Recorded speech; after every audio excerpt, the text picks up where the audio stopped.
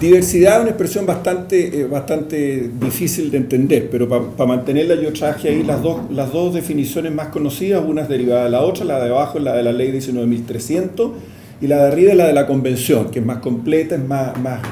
Pero lo que yo quiero demostrar es que biodiversidad es muchísimo más que áreas protegidas. Pero lo que quiere decir la biodiversidad es, el lenguaje científico complejo, la variabilidad de organismos vivos de cualquier fuente, incluido, entre otras cosas, los ecosistemas terrestres y marinos y otros ecosistemas acuáticos. Lo que yo quiero decir con eso, transmitir, es que prácticamente todo lo que nos rodea es biodiversidad. Todo. Los complejos ecológicos de los que forman parte, obviamente, comprenden la diversidad, lo que hacía referencia Flavia, dentro de cada especie, entre las especies y los ecosistemas. Por eso vamos, ¿no es cierto?, desde la parte del gen, que es la constitución de las especies, el gen, la especie y la agrupación de especies y de espacios territoriales que son los ecosistemas. Lo que yo quiero decir es que biodiversidad, en una conceptualización no necesariamente técnica, en una conceptualización, diría yo, política, que es la que nos interesa, abarca el conjunto de las actividades productivas. Yo estoy de acuerdo con Flavia en que la concertación no fue particularmente activa en los temas de medio ambiente y de biodiversidad. Pero también quiero ser lo suficientemente claro de decir que el Chile, que la concertación entregó el 2010, el 2010, que entregó la concertación en relación al país que recibió en 1990 en materia ambiental, no tiene absolutamente nada que ver. El salto cualitativo y cuantitativo que Chile ha dado en materia de protección ambiental es absolutamente impresionante. Evidentemente hay una enorme cantidad de vacíos y el principal documento para cualquiera de ustedes que quiera ver un documento resumido, yo creo que es efectivamente el documento de la OCDE. La evaluación de la OCDE del 2005, que es fácil de encontrar, está en la página web de la OCDE y de la CEPAL, es un documento, no es muy largo, está escrito, algunos dicen, con un lenguaje muy político, muy diplomático, muy de técnico, pero es va derecho a los temas centrales y efectivamente la principal recomendación es que Chile no le ha dado la importancia debida a su patrimonio natural. El tema, para llegar específicamente a las áreas protegidas, es una política de Estado consistente desde la entrada en vigencia de la Convención de Naciones Unidas sobre Biodiversidad, ratificada en Chile en septiembre del 94, la Estrategia de Biodiversidad, el Plan Nacional de Acción Nacional, una política de áreas protegidas que se dictó en diciembre del 2005 y el Plan de Acción de la Política de Áreas Protegidas de marzo del 2007. La Estrategia Nacional de Biodiversidad, un documento aprobado en diciembre del 2003, que tiene 9 líneas estratégicas, todos los ecosistemas, patrimonio genético, coordinación interinstitucional, mecanismos formales y no formales para asegurar una óptima gestión, educación ambiental, investigación, financiamiento. ¿Cuál es el que me interesa más? El número 3 de estas líneas estratégicas decía promover las prácticas productivas sustentables que aseguren el mantenimiento de la biodiversidad en esos 8 temas. Generar y validar las experiencias de uso sustentable de la biodiversidad que sean factibles. Sectores productivos que están subrayados: turismo, agricultura, pesca, recursos bentónicos, que son los recursos, ¿no es cierto?, submarinos de los fondos del mar, minería, silvicultura, o sea, todo lo que tiene que ver con el tema forestal, reforzar y fiscalizar el cumplimiento de la normativa ambiental y fomentar el equilibrio y la coexistencia entre áreas urbanas y periurbanas. Este diagnóstico ya es bastante antiguo, pero ya en esa época, esto debe ser 2007, había 1.315.000 hectáreas que son terrenos en los cuales los propietarios actuales, ya sea individuos o instituciones nacionales o extranjeras, han declarado su intención de conservar, pero con ningún reconocimiento legal de ninguna especie. O sea, no tienen ningún valor ante la ley. Esa es la superficie protegida en el papel. Es decir, estamos hablando de 20,5 millones de hectáreas, el 27% del territorio nacional. Ese 20 millones de hectáreas, 27% del territorio nacional, uno dice, por Dios que es harto, pero el 20% de los pisos vegetacionales del país, representaciones de estructuras vegetacionales, como tener una manera de aproximarnos a la variedad que existe en el país, no están representadas en esas áreas protegidas. La zona centro-norte del país prácticamente no tiene áreas protegidas. Otro criterio, ¿no es cierto?, de los pisos vegetacionales es las especies de vertebrados. Más del 70% de las especies, una de las especies de vertebrados estudiadas por Toñelli, que hizo un gran levantamiento el año 2007, tiene solamente una pequeña fracción de su rango de distribución geográfica bajo protección. O sea, si las especies vertebradas, los animalitos, ¿no es cierto?, de un cierto tipo, no están sujetos a protección en ese tremendo espacio de territorio, hay algo que está mal en términos como planteaba Flavia. Bueno, ¿qué es lo que queremos proteger? El 80% de las áreas protegidas del SNASPE, que es la categoría más grande de las que estábamos viendo, estamos hablando de 14 millones de hectáreas, de un total de 20 millones, o sea, estamos hablando de una parte bastante importante. El 80% de las áreas del SNASPE están en las 3 últimas regiones del sur del país, entre la 10ª, la 11ª y la 12ª. Solamente el 70% de las áreas del SNASPE tiene, tú hacías referencia a los guardaparques, el 70% tiene presencia de funcionarios públicos durante todo el año, funcionarios públicos no, porque no son funcionarios públicos, de funcionarios de CONAF, o sea, hay áreas protegidas que se protegen solas, entre comillas. En el tema marino, de los 7 ecosistemas costeros marinos representativos, hay 2 zonas completas que no están representadas. Además de ser extraordinariamente complejo en las distintas categorías, el desorden institucional público equivalente es dramático. Hay 10 ministerios, 15 instituciones que tienen competencia hoy día en las áreas protegidas. Alguien que me diga cómo se puede manejar con alguna mínima eficacia o eficiencia un sistema que, si bien hoy día un porcentaje muy importante, como veíamos, está asignado formalmente a la CONAF, pero no es todo. Entonces, la dispersión institucional genera un ruido muy fuerte al momento de intentar tener una mirada de país de qué es lo que se quiere proteger, y es una de las explicaciones que nos permite entender, ¿no es cierto?, por qué la OCDE nos viene a hacer, ¿no es cierto?, una evaluación en el 2005 y dice que la principal ausencia de política pública y de legislación es que en Chile no solo no hay una ley de conservación de la naturaleza, sino que no hay una estructura institucional que se haga cargo del tema en su integridad. Hay capacidades institucionales muy insuficientes, el 48% cuando se hizo esto hoy día es más, es como el 58%, casi el 60% no tienen ahora planes de manejo, o sea, ni siquiera el 70% de las áreas del SNASPE tienen planes de manejo. Y el plan de manejo es como el carnet de identidad del individuo, o sea, un área tiene que tener un plan de manejo que dice lo que se puede, lo que no se puede hacer, para qué sirve y cuál es el objetivo de conservación. Y en Chile, al año 2007, la inversión, el gasto en realidad, se decía en esa época, el gasto público y privado en las áreas protegidas alcanzaba a menos de $1 por hectárea. Con todo respeto, en Honduras el promedio es $8 por hectárea. El principal problema por qué el servicio de áreas protegidas no se incorporó en el proyecto original, que fue de modificación a la estructura institucional, fue efectivamente un planteamiento muy fuerte de los sindicatos de CONAF, que a mi modo de ver adoptaron la posición de lo que yo llamo, se lo he dicho en público, así que lo podemos repetir aquí, de esconderse detrás de las áreas protegidas. $7 millones, que era el presupuesto asignado a las áreas protegidas que administra CONAF, o sea, a 14 millones de hectáreas, corresponde al 9% del presupuesto de la CONAF. De los 7 millones, más del 85% se gasta en sueldos. Otras instituciones, Cernapesca, el presupuesto de CONAMA, algo de Cernatur, $2,2 millones adicionales, $4,5 millones en total. Estamos hablando de un total de $13 millones por año.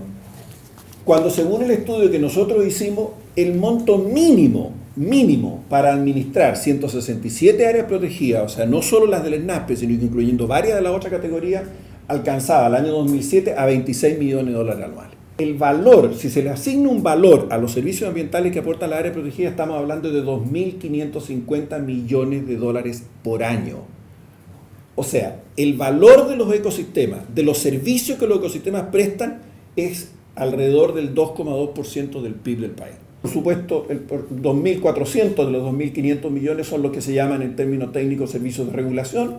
Básicamente, purificación del agua, regulación hídrica, secuestro de carbono, control de la erosión y formación de suelo. Servicios de provisión, que es abastecimiento de alimentos y fibra, agua, recursos genéticos y turismo receptivo, y servicios culturales, que son el turismo doméstico, la recreación y el valor de existencia. Todos esos elementos son absolutamente centrales para un país de las condiciones geográficas naturales de Chile.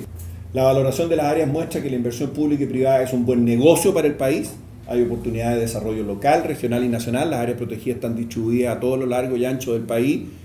Si el Estado pudiera ordenar el desorden que tiene, que es una de las justificaciones por las cuales existe el proyecto del cual estoy a cargo, al Estado le convendría invertir en las áreas protegidas en vez de gastar en las áreas protegidas. La brecha de financiamiento que llega al 65% es la principal barrera a superar para poder, ¿no es cierto?, conservar la biodiversidad en las áreas protegidas. La disminución de la brecha requiere la participación privada. O sea, la otra cosa que el Ministerio de Hacienda siempre ha dicho, de que para lo que no hay recursos públicos es para comprar más territorios que hoy día están en manos privadas, en el centro y en el norte del país, para destinarlos a la conservación. Entonces, la única forma de tener un sistema nacional lo suficientemente representativo de la diversidad del territorio nacional es cubrir la brecha que tenemos en la zona centro y norte del país con participación privada. ¿Qué es lo que significa eso? Con propietarios privados que se incorporen a un sistema.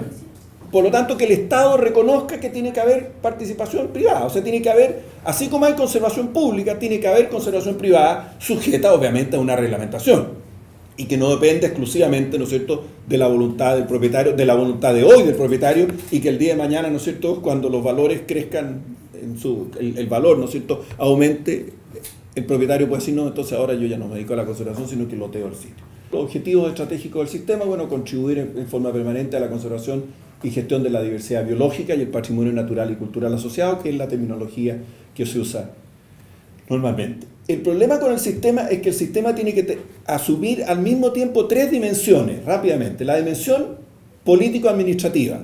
El país está dividido en regiones y hay, por lo tanto, hay una dimensión que es lo nacional, lo regional y lo comunal, que cada uno de ellos tiene su complejidad. En uno de los temas probablemente más interesantes de discutir el tema de la regionalización, donde todavía evidentemente este país nos queda mucho por hacer, pero también el tema de, cuando estamos hablando de territorio, tenemos que hacernos cargo de la dimensión político-administrativa. Bueno, lo hacemos como lo hacen los países federales, algunos de los países federales que le entregan la competencia y la administración de las áreas protegidas al nivel regional, o se mantiene a nivel nacional las áreas de nivel nacional.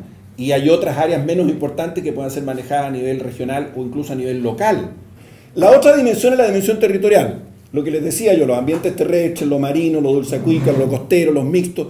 Bueno, cada uno de ellos tiene características y necesidades distintas.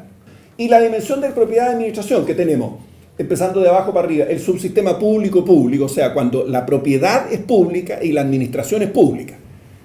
El subsistema público-privado, en el que el territorio es público, pero la gestión es privada. Caso típico en las concesiones del Ministerio de Bienes Nacionales, en que la propiedad sigue siendo pública, sigue siendo fiscal, pero se entrega en concesión a una universidad, o a una ONG, o a un centro privado. Y el subsistema privado-privado, ese que la propiedad es privada y la administración es privada, que hoy día, si bien no tiene ninguna regulación legal, debería tener, porque debiera haber estándares e incentivos para que eso ayude a completar el régimen de un sistema nacional.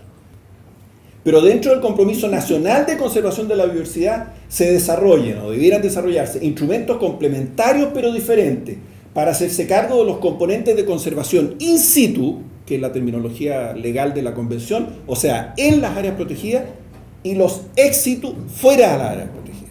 Porque lo que yo creo que lo que hay que separar, si queremos salvar algo de este incordio en el que tenemos, hay que separar la conservación en las áreas protegidas de lo que es la conservación afuera de las áreas protegidas. Si no, al final nos va a pasar, mi tesis, lo vengo planteando hace tiempo, va a ser exactamente una segunda ley de bosque nativo que batió el récord y que alcanzó a estar 14 años, 16 años en el Congreso Nacional, y mientras no le sacaron todo lo que era complicado, que era todo lo que decía relación con un solo sector productivo, era lo forestal, nada más. Mientras no le sacaron todo lo complejo para el Congreso, para que el Congreso se metiera la ley no se movió. Yo aventuro de que si se pretende en un solo cuerpo legal hacerse cargo del 100% de la diversidad afuera y adentro de la área protegida, estamos repitiendo el fenómeno. Y particularmente en este Congreso Nacional, donde la amistad cívica no es particularmente la principal característica de la labor del Congreso. El anteproyecto, la tramitación del anteproyecto fue casi tan secreta como la del anteproyecto del Servicio de Biodiversidad y Áreas Protegidas que se está tramitando en estos momentos. Dos gobiernos distintos, dos ministras distintas. Bueno, yo tenía 4 categorías. Se iba a crear el Servicio Nacional de Parques, el Servicio de Áreas Protegidas, ¿El servicio de biodiversidad y áreas protegidas? ¿O el servicio de conservación de la biodiversidad y áreas protegidas? Bueno, hoy día le agregué el servicio de conservación y áreas protegidas. O sea, 5 categorías, 5 títulos que reflejaban un poco, esto, hablando en serio, esta como transversalidad de la ignorancia, con todo respeto. O sea, porque parecía que daba lo mismo. Daba lo mismo hablar de un servicio de áreas protegidas, un servicio de parque. Ustedes comprenden, parque es una categoría de protección. ¿Qué es lo que pasó? En el proyecto lo que quedó es que en el artículo 3º se declaró que la formulación de políticas y la supervisión del sistema de áreas protegidas se le trasladaba íntegramente al futuro Ministerio del Medio Ambiente. La formulación de política y la supervisión del sistema, no la administración de las áreas. Eso es lo que dice el proyecto original. La administración de las áreas, incluso en el proyecto formalmente así como está, se mantenía en la CONAF. Pero lo que se decía, y en el mensaje se dice muy claramente, uno de los objetivos centrales de esta modificación de la estructura institucional era separar la definición de política de la ejecución de la política. Por eso el Ministerio de Bienes Nacionales hizo la pelea hace algunos meses atrás, cuando se empezó a discutir de dónde iba a depender este futuro servicio, dijo, tiene toda la lógica. En la Cámara de Diputados se incorporó una indicación de la diputada Pascal y del diputado Díaz para crear un servicio de conservación, biodiversidad y áreas protegidas. En el Senado, ya en agosto, las indicaciones fueron bastante más variadas. El senador Alamar presentó una de biodiversidad y áreas protegidas. Los senadores Escalona y Horvath de conservación de la biodiversidad y áreas protegidas. Los senadores Longueira y Horvath también, Servicio Nacional de Áreas Silvestres Protegidas y Biodiversidad. El senador Horvath al mismo tiempo el Servicio de Conservación, Biodiversidad y Áreas Protegidas. El senador Ávila el Servicio Nacional de Biodiversidad y Áreas Silvestres Protegidas. Y el senador Ávila con el senador Horvath, 2 servicios. Un servicio de áreas protegidas y un servicio de bosques. Un poquitito como que daba un poco lo mismo. Yo creo que nadie tenía claro qué es lo que realmente era el objetivo en esta etapa de la discusión institucional. En el protocolo de acuerdo que mencionó, ya lo explicó Flavia, que permitió, ¿no es cierto?, despachar las 1.300 y tantas indicaciones, se incorporó en el número 3 del protocolo el plazo de 1 año para enviar ahora ya de frentón un proyecto de ley que crea servicio de biodiversidad y áreas protegidas y el rediseño de la CONAF. El Ejecutivo tendrá que, y de hecho el Ejecutivo tuvo que hacer, aquí ahora el Ejecutivo de la nueva administración dijo, ustedes, señores Ministerio de Medio Ambiente, se encargan de preparar el proyecto, ¿no es cierto?, del Servicio de Biodiversidad y Áreas Protegidas, y ustedes, señores Ministerio de Agricultura, la nueva CONAF pública, y en eso están, desgraciadamente, no muy públicamente ni con mucha discusión, ni con bastante... Ni muy amigos entre ellos tampoco. Ni muy amigos entre ellos tampoco, ha habido bastante discusión, y está todo esto concentrado hoy día en la Secretaría General de la Presidencia. En Nueva Zelanda, que es uno de los ejemplos en varios temas en el país, existe un Ministerio de la Conservación que se encarga exclusivamente del área protegida y un Ministerio del Medio Ambiente que se encarga de todo lo demás.